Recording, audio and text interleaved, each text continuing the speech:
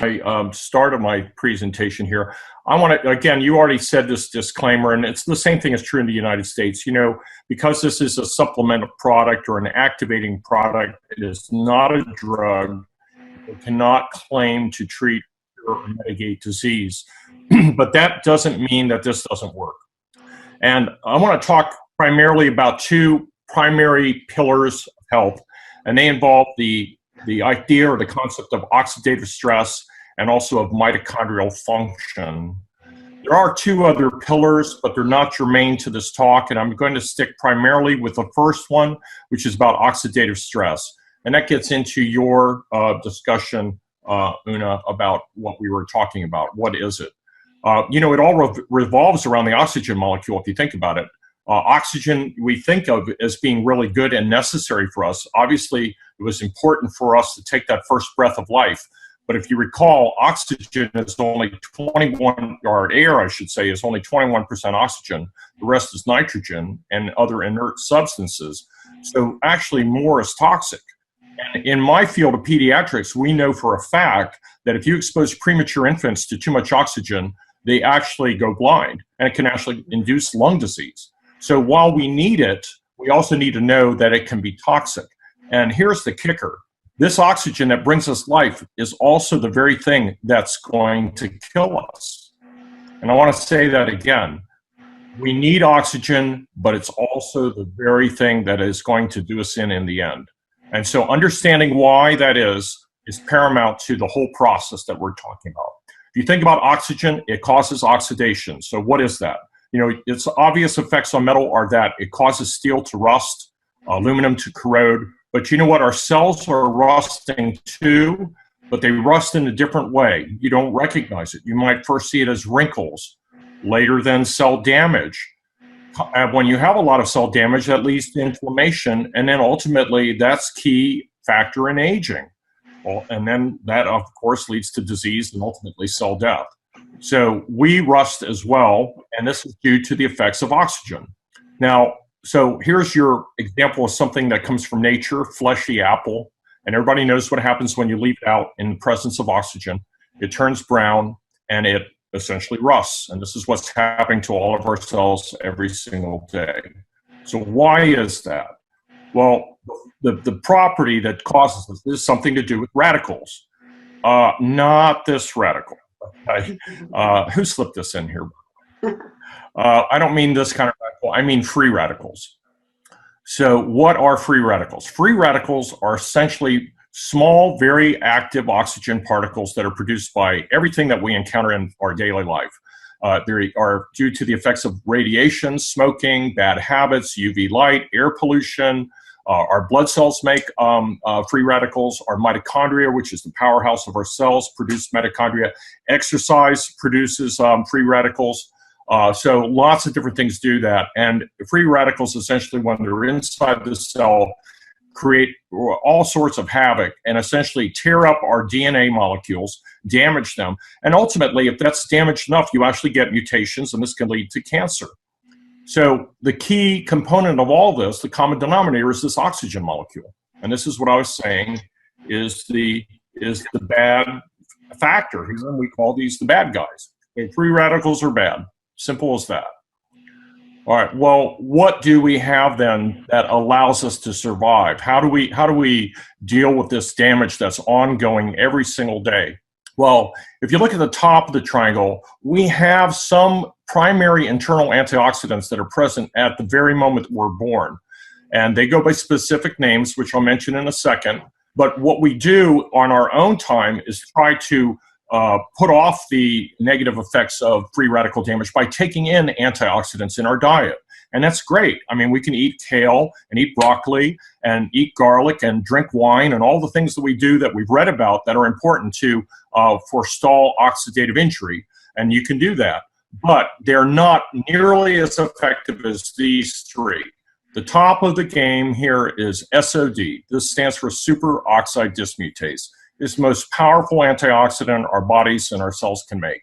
The second most powerful is catalase, and the third most powerful is glutathione peroxidase. We need these things, and they are in our cells, in every single one of our cells, and they're produced by the millions, and they allow us to get rid of millions of free radicals in a day and deal with the constant onslaught that we have in being exposed to these free radicals. So obviously these are the good guys. Now I like to put a Superman sign by it because, you know, we really need these on our side and they are going to save the day. So when the amount of free radicals that we have in our body exceeds our own ability to neutralize them, that is the definition of oxidative stress. It's as simple as that. It's an imbalance of our ability to fight off the bad guys with the good guys. We just don't have enough of them. All right, now we know in research, if you look at PubMed.gov at the NIH in the United States, you can trace over 200 diseases, perhaps as many as 500 diseases, all relating to oxidative stress. You can type in any disease you want and type in oxidative stress, and you're going to have a hit on that database. So we know it's operative in all of these. So this is due to free radical damage.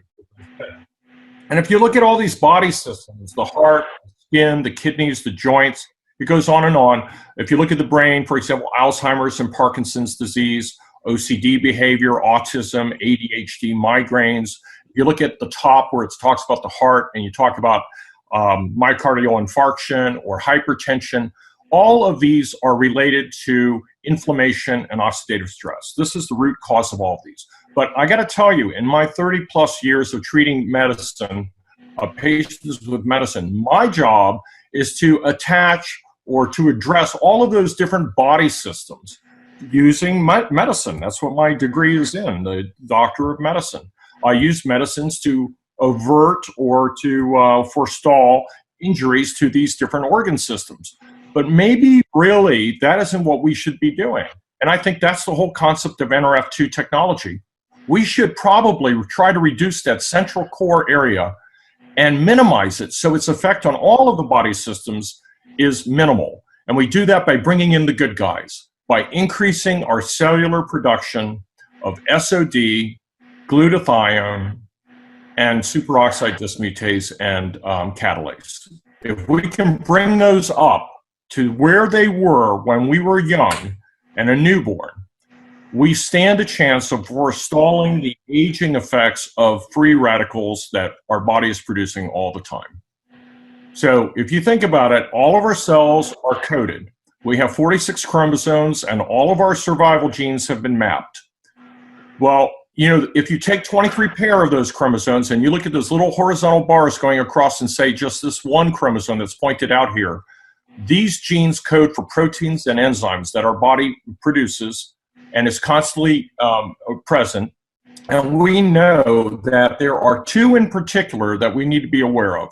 One is called the Nrf2 protein, and the other one is called the Nrf1 protein. And these have been identified in our bodies as master regulators of our cell protection. So how does protandem work? This is a diagram. I want you to look in the upper right-hand corner where it shows a protandem molecule, and you'll see that the protandem molecule migrates to the outside of the cell, and it essentially acts like a doorbell or a door knocker on the cell. It says, hey, wake up. I want to turn on your system. And it does this by activating a chemical called a kinase. That kinase is listed there in yellow. If you notice, in the middle of the cell area there, and I can't really point to it with this screen, there's a blue molecule there and a little red ball. That red ball is the Nrf2 messenger protein. It sits there and it's attached to this KEAP1 protein. It sits there and it waits for the door knocker to knock on a cell. And when that happens, it's activated and it migrates to the nucleus of the cell, where the cell then is able to produce millions of protective enzymes and also anti-fibrotic factor and anti-inflammatory proteins by the millions. These are our survival genes, and the Nrf2 protein is what's key to do that. And protandem essentially is an Nrf2 activator and activates this pathway. So when you activate Nrf2, you increase the superoxide dismutase by 34%, and you can increase your catalase by 54%, and ultimately glutathione by 300% in 120 days. essentially you reduce your oxidative stress from free radical damage to 40% or more in 30 days. So this is all because of activation of survival genes. So essentially, your DNA that you have is not necessarily your destiny. You might have genes that code for something bad in your health, but most of your genes lie dormant, 80% of them. Only 20% of your DNA is expressed. So you can change the way that your genes are expressed. When you do that, that is the concept of biohacking. That's what we're doing. We are all biohacking. Anybody who uses Protandim is doing this very thing. You are turning on a cellular pathway in the genes of your cells to allow you to survive the onslaught of being exposed to free radicals. The other option is not to do it. And when you don't do it, you're being hijacked. So biohacking or hijacking, you know, we're hijacked every single day, physically through injuries and cancer, emotionally through your daily stressors of everyday life, biochemically through toxins that you inhale or breathe, radiation, allergens, pollutants, and other poor food choices, drugs and alcohol. All of these can hijack you. Or you can biohack. And in that instance, you're optimizing your genetic potential. You're becoming the best version of yourself using the science of nutrigenomics. I think I might have someone writing on the screen. I'm not sure why, but anyways, we'll proceed on. Nutrigenomics is merely the study of the effects of food and food compounds on your genetic expression, how dietary compounds, for which Protandim is, interfaces with your genes. So if you look at supplementation versus activation, when you are supplementing, you're basically guessing. You know, there are millions of vitamin D products out there. Which one's better? Which one's produced by what? There's lack of any product-specific research as to which one might do a better job. Lack of quality control. Do you really know what the end result of gene expression is on your overall cellular health? But when you are using the new science of nutrigenomics, you're using today's breakthroughs, and these are peer-reviewed, published studies. There's at least 26 publicated studies with regard to Protandim specifically on how this interfaces with Nrf2 activation. A lot of these were done as third-party independent funded studies having nothing to do with the LifeVantage company at all. And what they were looking at is the end result on the genes and cellular health. So we're using the concept of synergy here, which is putting things together that work in unison for a greater good. I want to say this, that people are fed by the food industry, which pays absolutely no attention to health, and we're treated by the health industry, which is me, and up to this point, they have paid no attention to food. I didn't learn about anything having to do with food except for, you know, a few classes, but certainly not as much as I know now. So LifeVantage seeks to change that paradigm with the little yellow pill, utilizing Protandim Nrf2 and Nrf1, which you may not know about yet, but you will soon. And so in using those two products, we attempt to use food products to save our cellular health. So here's Protandim Nrf2 that many of you are already familiar with. So what's in it? Well, 5 ingredients. They're all natural, organic, non-GMO products. It contains ashwagandha root, acopa extract, green tea extract, milk thistle, and turmeric.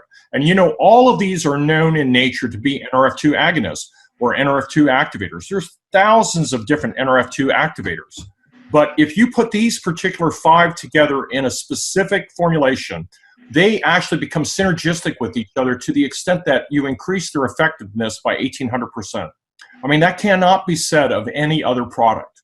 So, I mean, you can eat tons of kale and broccoli and use those things, but they do not work as well as Protandim does, and that's why they got their patent. So essentially, this lowers oxidative stress by an average of 40% in 30 days. It significantly reduces your cellular stress through Nrf2 activation. It induces enzymes that are capable of neutralizing more than 1 million free radicals. That's for the life of the enzyme in the cell. That's 24/7. It regulates over 400 survival genes. Additionally, this is beyond the superoxide dismutase, the catalase, and the glutathione that I was talking about. It's essentially like tuning a piano. I'm going to get to that analogy in a second because I think it'll make it clear. But know that this helps the body repair and rejuvenate its own cells, and it's the only natural supplement that has ever been proven to actually extend life in mammals by 7%. This was a study that was done on the National Institute of Aging, division of the NIH. Now, if you look at the products, I mean, you could drink lots of wine and eat hundreds of oranges and eat 11 pounds of blueberries. That's what it would take to equal 1 Protandim. So we know in everyone who takes it, this was a study that was done some years ago in about 2005, but in that study, and it has a p-value of 0.0001, just for you statistical geeks who don't know what that means that only in 0.01% did this not affect the outcome of these people who took the product. So almost 99.99% of people will have a benefit from this. This is everyone, aged essentially 20 to 68. That's the range people have been tested. So it reduces free radical stress or free radical damage by 40% and as much as 70% in some people in just 30 days. Now, this is what would happen to your T-bar or your oxidative stress level without Protandim.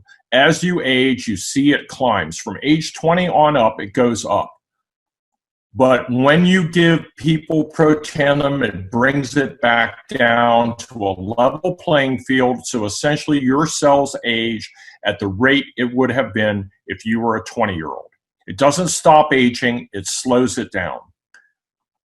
Now, if you look at Protandim and compare it to other Nrf2 products, let's talk about this one first. Sulforaphane on the bottom right corner. This is the Nrf2 ingredient that's present in broccoli and kale. You see it's a low level, but it's there, it's present. Look at dimethyl fumarate on the left-hand corner. This is a new drug that came out in the United States just 2-3 months ago called Tecfidera. It was made for people with multiple sclerosis. It is $50,000 US per year to take this. Look at this one, Bartoloxolone, a failed drug, had a lot of side effects, got to slightly higher levels, and now I want you to look at the left-hand corner. This is Protandim, you guys. This is absolutely unbelievable. For $59 Australian dollars and 41 US dollars, look at the levels of Nrf2 induction by this particular herbal product. It cannot even compare to Tecfidera, a $50,000 a year drug. This is absolutely amazing. Now, I mentioned about tuning your piano. You know, what do I mean by that? Well, you know, I want my cells to stay in tune with Protandim. You know, when you tune something, you are bringing something into harmony. You're adjusting something for precise functioning. You want it to work more effectively. That's what the definition of tuning is. Now, if you look at a keyboard, let's use this as an analogy. Here's a keyboard on a piano. Every single one of those keys has a frequency. Those are equal to your genes. Now, your genes, if you zoom in on them, look like this, the little horizontal lines, and they each have a specific purpose. Well, here is that piano that Grandma bought in 1969, brand new, and you see all those green bars, and they line up very nicely. That piano is in perfect tune. It sounds beautiful when you play a chord.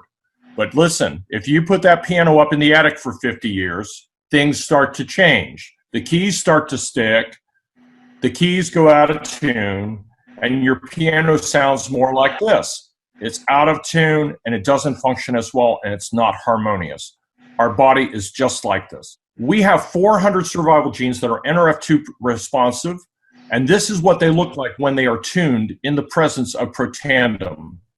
Remember now that of these 400 genes, only 3 of them are the superoxide dismutase that I talked about, catalase, and glutathione peroxidase. All the rest of them are survival genes, other survival genes. Let's zoom in on this box. Just focus on these 63 genes. Look how nice and smooth they are.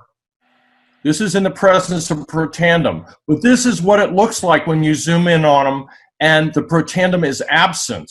It looks like this. They're all out of whack. You have high ones and you have low ones. The low ones would be ones like glutathione, superoxide dismutase, and catalase. And the high ones would be other genes that are expressed in an abnormal fashion. So we want it to look like this. This is what protandim does to those same genes. Look at them. The one that was high was brought down. The one that was low was brought up. I'm going to go backwards. Look at this again. Look how out of order this is. But when you put those cells in the presence of protandim, it does this. This is unbelievable, you guys. The science behind this is just brilliant. So if you take another gene, this is one that was found in too high a quantity. It's called PFAB4 and 5. It's a gene that's expressed too high. When you put it in the presence of protandim, it drops it down by 85%. 66% on the other one. It's not important, the numbers, just to illustrate the fact that some genes are reduced down and some genes are increased or upregulated. Well, what does that gene do? Well, that gene happens to be the one that's responsible for causing calcifications in your heart and your blood vessels, and also is responsible for associations with metabolic syndrome and insulin resistance. We don't want that to be high. We want it to be low, and that's exactly what protandim does. So in the future, grandma is going to say that she had her genome tuned by protandim. All right. You know, the Washington State University said that we might be on the verge of new literature of health effects of Nrf2, which may become the most extraordinary therapeutic and preventative breakthrough in the history of medicine. This was published in 2015. So essentially, what we're talking about here is we're recognizing that this is where the future of medicine is. This is a breakthrough, and we have it in our midst. It's as simple as an organic herbal product. It's inexpensive, and it does so much. I want to also tell you that Nrf1 is reportedly coming to Australia very soon. This is by report. I don't know the exact date of this. I want to just mention that this is the second arm of wellness of a four-legged table that supports human health and wellness and aging. I want to just briefly touch on it, and then I'm going to digress to answer some questions. I want to talk about Nrf1. What's the concept here? Well, we have mitochondria. I alluded to that before. Your mitochondria is the powerhouse of the cell. Every metabolic function in the cell is performed here in the mitochondria. Your cells need them to survive. So this is what the map looks like. These are all the different functions and biochemical events that take place in that mitochondria for us to survive. Now, if you take those free radicals and you look on the far left-hand side to that little pink structure, that's the mitochondria. If that's damaged right there, it's as though a hurricane wiped out the entire cell structure. Not only would it destroy the nucleus, these free radicals, but it destroys the mitochondria, which produce metabolism and allow us to produce energy. Without them, the cells die. So here are your three mitochondria in this example of a cell. A typical cell might have 200 to 400 of these. But as we age, we start to lose mitochondria. They start to go away because they've been damaged from cumulative effects of free radicals in the cells. And what protandim Nrf1 does, I want to just mention, so the cell, those mitochondria are gone and the cell's destroyed from the inside out. Essentially, that cell is dead. And we have less of them. So Nrf1, which is coming your way soon, activates the Nrf1 protein, which is another survival protein. It actually increases the number of mitochondria, protects your mitochondria from damage, supports cells rejuvenation, supports ATP energy formation, and then as a result of that, of course, improves your brain function because it has a lot of mitochondria. Your heart as well has tons of mitochondria because these are very metabolically active tissues, and also your blood. So essentially improves your cellular metabolism. So this is the concept of Nrf1 and Nrf2 activation. I'm going to turn my screen share off so that I can see your face again and interface with the audience. And I hope that everybody understood the concepts of that. I love to teach the science because it's absolutely brilliant.